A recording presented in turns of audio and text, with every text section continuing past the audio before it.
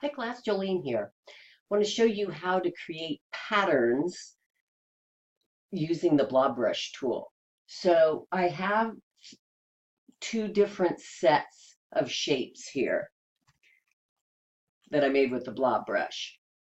So in this case, there's three different shapes there. And in this case, there's multiple shapes. I've used the Blob brush to create these shapes.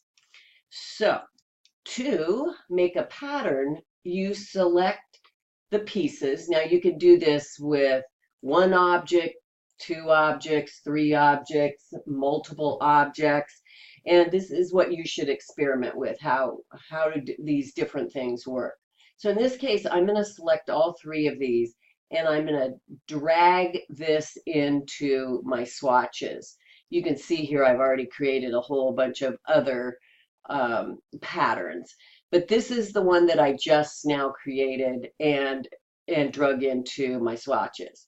So now I'm going to create a shape that I want my swatches, my pattern that I just created to go into. So I'm going to click right there on that pattern, and now it appears. And you can see that it appears in the fill. So be careful if you're not seeing it or something like this happens, you may have inadvertently been on your stroke instead of your fill. So I'm going to swap those. So that's what that looks like. Now, if I want to adjust this pattern, I simply double click on that swatch and it brings up this dialog box. So I can change how they appear. So right now the default is set to grid. We can take a look at what it looks like with brick by row, and it's showing you what it's going to look like. You can also change the offset. So this is another thing that you can experiment. You can change the width and height of how that pattern fits together. So this is at almost 1 inch. I'm going to make it say 1.2 inches by 3 inches. And now you can see they're spaced way far apart, which is probably not desirable for a pattern. So there's different things you can do to change the appearance of your pattern. And then once you're finished, you can close this, switch back, and that's how that one's going to look. Now, it's not making much of a pattern, and that's because, at least in this shape, now if I make this shape a lot bigger, we still don't see that much of a pattern.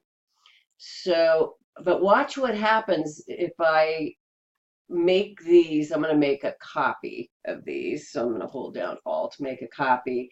Now I'm going to hold down Shift and make this much smaller. Now I'm going to drag that in and make a new swatch. I'll click here and then click on this new swatch. And now you can see that it's much more of a pattern because the objects that I made are a lot smaller. So same thing would happen with this one. These are already pretty small. I'll drag these over and then we'll check that one out. And that makes a really cool pattern. And again, we can double click on that pattern and see.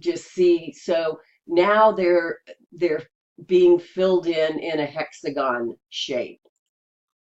By the column, you can change it to row.